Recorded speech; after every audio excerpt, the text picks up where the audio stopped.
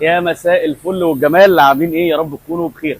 معانا النهارده ميتسوبيشي اكسباندر كروس، العربيه الاكثر اعتماديه حرفيا بجد. العربيه دي 7 راكب، موتور 1500 سي سي.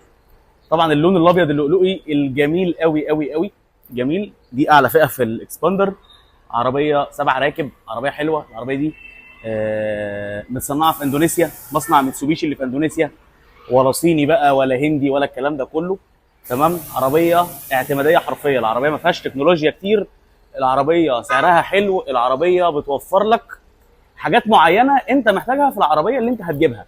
مش محتاج بقى التكنولوجيا المعقده، مش محتاج الصيانه الغريبه، مفيش الكلام ده.